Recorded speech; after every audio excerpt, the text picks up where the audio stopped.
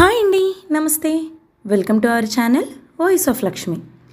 వాడపల్లి చంద్రశేఖర వర్మ గారు రచించిన చీకట్లో అద్దం అనే ఒక చక్కటి కథను వినేద్దామండి. ఈ కథా విజయం 2020 పోటీల్లో ప్రోత్సాహక బహుమతి 3,000 రూపాయలు పొందిన కథ. ఇక కథ మొదలు పెడదామా? ఉదయం మొబైల్ రింగ్ అవుతుంటే కామేశ్వరికి మెలకు వచ్చింది. చీకటి తెరలు గదిని వదిలి ఇంకా పోలేదు. ఈ వేళప్పుడు చేసిందెవరు అనుకుంటూ పక్కనే ఉన్న ఫోన్ లిఫ్ట్ చేసింది. అమ్మా, నాన్నని అడిగావా అంటూ ఆమె కూతురు వసుధ మాట్లాడుతుంది. కామేశ్వరికి సమాధానం తోచక తటపటాయిస్తూ ఊరుకుంది. ఏంటి మాట్లాడవు? నాన్నేమన్నారు? కూతురు రెట్టించి అడుగుతున్న విషయం తనింకా భర్తను అడగలేదు. కామేశ్వరి ఏం చెబుతుంది? వసుధ వారం రోజులుగా అందుకే ఫోన్ చేస్తుంది. అడిగితే భర్త కాదనడు. భార్గవ మీద ఆ నమ్మకం ఉంది, కానీ అభిమానం అడ్డొస్తోంది. నాన్నగారు బిజీగా ఉన్నారు, వీలు చూసుకుని అడుగుతాను. ఈలోగా తాతయ్యకి ఏమైనా అయితే? వసుధ భయపడుతూ అంది.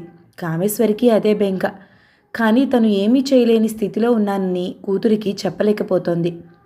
పోయిన నెలే కదా చూసొచ్చాను, ఆయనకేం కాదులే నిర్లిప్తంగా అన్న కామేశ్వరి కళ్ళలో చెమ్మ చేరింది. నీ ధోరణి చిత్రంగా ఉంది. ఒంటరితనంతో బాధపడుతూ అనారోగ్యంతో ఎన్ని ఇబ్బందులు పడుతున్నారో అన్నీ తెలిసి ఎలా ఊరుకున్నావు? అడిగితే నాన్న కాదనరు, వెళ్ళి తాతయ్యని తీసుకురా. వసుధ శాసించినట్లు అంది. కూతురన్నది వాస్తవమేనని కామేశ్వరికి తెలుసు. కానీ తండ్రి విషయాన్ని భార్గవని అడగలేకపోతుంది.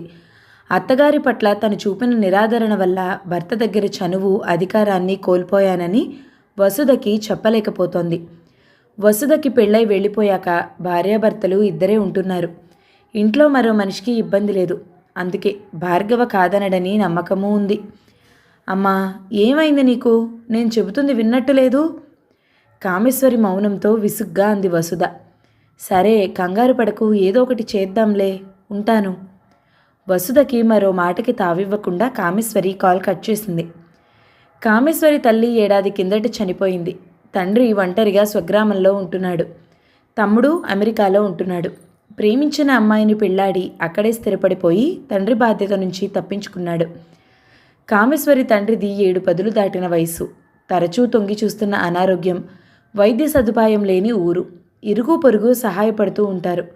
వారు మాత్రం మాట సాయం తప్ప ఏం చేయగలరు? ఈ పరిస్థితే కామేశ్వరి ఆందోళనకు కారణం. కూతురు చెప్పకపోయినా తండ్రిని చేరతీయాలని ఉంది. వీలు చూసుకుని వెళ్ళి చూసొస్తుంది. వృద్ధాప్యంలో ఒంటరిగా ఆయన పడుతున్న ఇబ్బందులు చూస్తూ బాధపడుతుంది. ఇంటికి తీసుకొచ్చి తండ్రిని ఆదరించలేకపోవటం ఆమె స్వయంకృతం. అది తన అత్తగారి పట్ల కామేశ్వరి చూపిన బాధ్యతారాహిత్యం. కామేశ్వరి ఉదయం కూతురితో మాట్లాడాక భర్తను అడగాలనుకుంది. కానీ అతడు భార్య లేవకముందే తయారై బయటికి వెళ్ళిపోయాడు. భార్గవ వారం రోజులుగా తెల్లవారుతూనే వెళ్ళిపోతున్నాడు. తిరిగి ఏ రాత్రికో వస్తున్నాడు. ఉదయం 9 గంటలకు ఆఫీస్కి వెళ్ళి సాయంత్రం 6 గంటలకు వచ్చేవాడు. ఇప్పుడు భర్త ఎక్కడికి వెళ్తున్నాడో, ఏం చేస్తున్నాడో కామేశ్వరికి అర్థం కావటం లేదు. అడిగే అవకాశమూ దొరకలేదు. తల్లి చనిపోయినప్పటి నుంచి భర్తలో వచ్చిన మార్పు కామేశ్వరికి తెలుస్తోంది. చెప్పుకోలేని స్పర్ధలు తమలో చేరి దాంపత్యంలోని దగ్గరతనాన్ని కోల్పోతున్నాం అనుకుంది. లేకపోతే భార్గవ ఎందుకలా ప్రవర్తిస్తున్నాడు? మరోవైపు తండ్రి పట్ల నిస్సహాయత. దీనికంతటికీ కారణం తనే అనుకుంది. దానికి రోజు పశ్చాత్తాపడితే సరిపోతుందా? సమస్యలు సమసిపోయి మానసిక ఆందోళన సద్దుమణుగుతుందా? ఏం చెయ్యాలి? ఏది పరిష్కారం? కామేశ్వరి ఈ ఆలోచనలతో అంతర్మదనంలో పడింది. భార్గవ కోసం ఎదురు చూస్తూ గతాన్ని గుర్తు చేసుకుంది. భార్గవ తండ్రి 10 ఏళ్ల కిందట చనిపోయాడు. ఒంటరైన తల్లిని ఇంటికి తీసుకురావాలనుకున్నాడు. అందుకు కామేశ్వరి అంగీకరించలేదు. అత్తగారిని ఆదరించడానికి నిరాకరించింది. చేరదీస్తే పరిచర్యలు, ఆర్థిక ఇబ్బందులు మీద పడతాయనుకుంది. బాధ్యత నుండి తప్పించుకోవడానికి ఆమెకు అనేక కారణాలు కనిపించాయి. అత్తగారికి పుట్టింటి భరణంగా సంక్రమించిన ఆస్తిని అమ్మి ఆ డబ్బు కూతురికి ఇచ్చిందన్న అసూయ, కొడుక్కు వాటా ఇవ్వనందుకు అక్కసు పెంచుకుంది. అత్తగారు చేసింది సాంప్రదాయంతో పాటు న్యాయబద్ధమైంది. కానీ స్వార్థ బుద్ధితో ఆమెపై స్పర్ధ చూపించింది. పైగా నెల నెలా వస్తున్న పింఛన్ని కూతురికే ఇచ్చుకోమని అత్తగారి బాధ్యతను ఆడపడుచు మీదకి నెట్టేసింది. తల్లిని చేరతీయాలన్న భార్గవ ఆలోచనని కామేశ్వరి పడనీలేదు. భార్యను ఒప్పించలేక బాధపడ్డాడు. తల్లి మీద ప్రేమ ఉన్నా కామేశ్వరి దురుసుతనం భరించడం కష్టమని తెలుసు. పంతాలు పట్టింపులకు పోయి తీసుకొచ్చిన అత్తగారిని గౌరవంగా చూడదన్న అనుమానము ఉంది. చెల్లెలి దగ్గరే తల్లికి సదుపాయం సుఖం ఉంటుందని ఊరుకున్నాడు. అలా సంసారంలో సర్దుకుపోయాడు. ఒకసారి తల్లికి బాగాలేదని తెలిసి భార్యతో కలిసి వెళ్ళాడు. అనారోగ్యంతో మంచం పట్టిన తల్లిని చూసి బాధపడ్డాడు. వార్ధక్యంలో ఉన్న తల్లిని చేరదీసి సేవ చేయలేకపోతున్నందుకు సిగ్గుతో చితికిపోయాడు.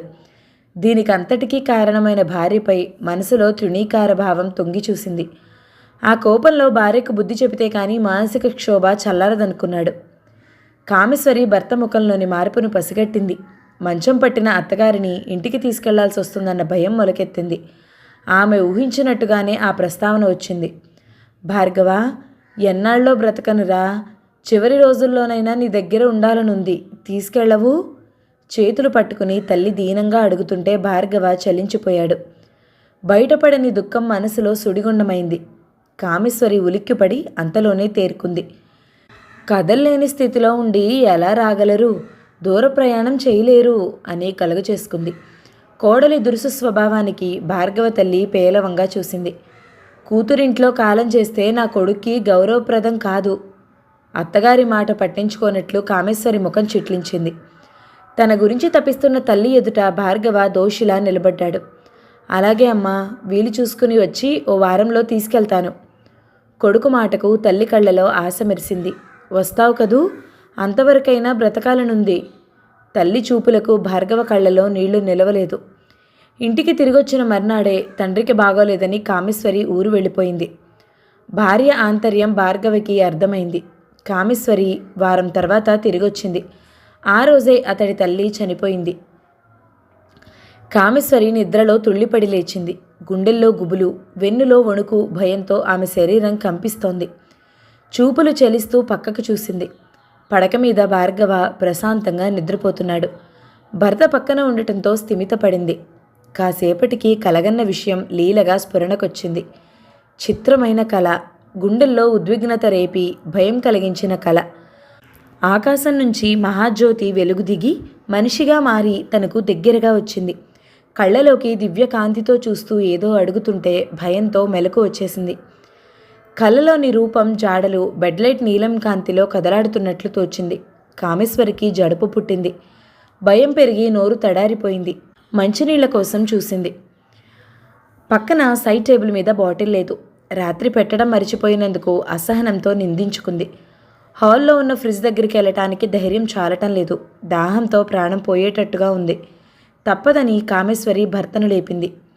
ఏమండి, వీడని ఆమె గొంతు వణికింది. భార్గవలో ఉలుకు పలుకు లేదు. మిమ్మల్నే లేవండి, భుజం మీద గట్టిగా తట్టి లేపింది. భార్గవ ఉలికిపాటిగా కళ్ళు విప్పాడు.